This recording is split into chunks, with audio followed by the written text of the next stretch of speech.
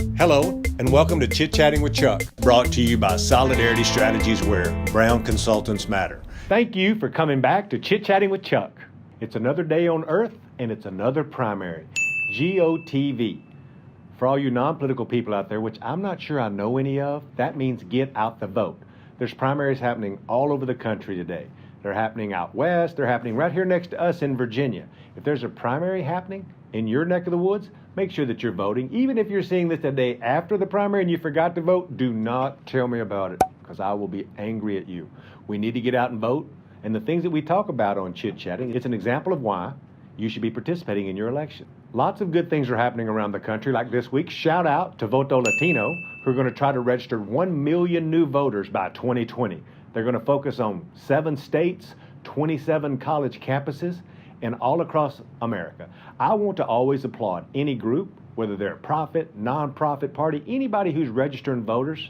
It's a good day in America when you're taking somebody who hasn't been involved in the process and you invite them to become a part of the process, because then they can complain. And we love to complain around here. Speaking of complaining, let's talk about health care. Remember that thing, Obamacare, the ACA, that gave millions of people health care? Heck, I'm still on Obamacare. Let me be very clear.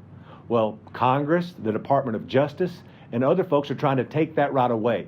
And Latinos are heavily affected by the people that are cutting back on this law. I mean, you need to call your representatives. You need to tell them to stand firm in protection of the ACA so people don't lose their health care. We are finding as we travel around the country that people's number one issue is health care. I wonder why health care is their number one issue. Because it keeps you alive, that's why. And your babies get sick. Guess what? You don't want to worry about if you got health care. Call your representative. Say, stand up. Stand up against Donald Trump and the Republicans. And say, we would like to keep our health care, please. It seems like it's a right. Wait, it's a right. That sounds like a guy we used to work for. He said it's a God-given right. Bernie Sanders. That's right. Bernie's back. Seems that we should have listened when he's talking about Medicare for all. I'd be in for Medicare for all. Seems like a good thing.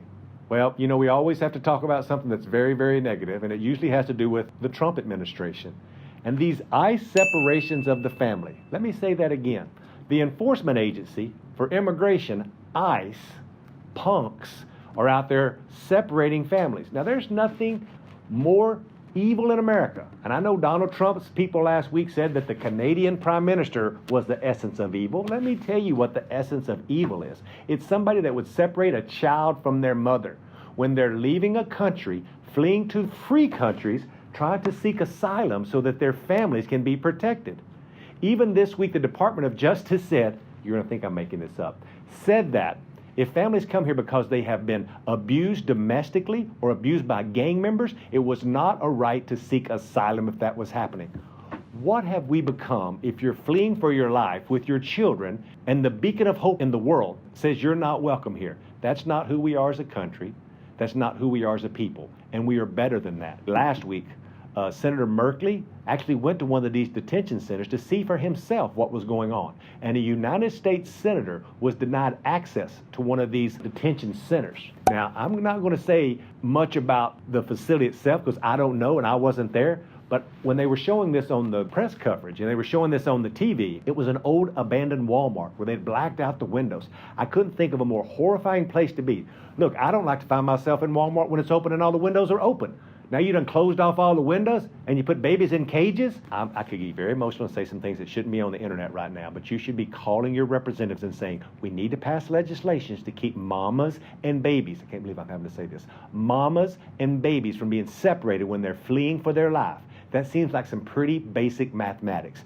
Babies, mamas should be together, not torn apart. Let's call it Don't Take My Baby Law. I bet I could get some people to vote for that. I should stop and tell you that I'm glad that you're watching us. Make sure that you keep calling your congressman. Call Voto Latino and say thank you for registering brown people and good young people all over the country.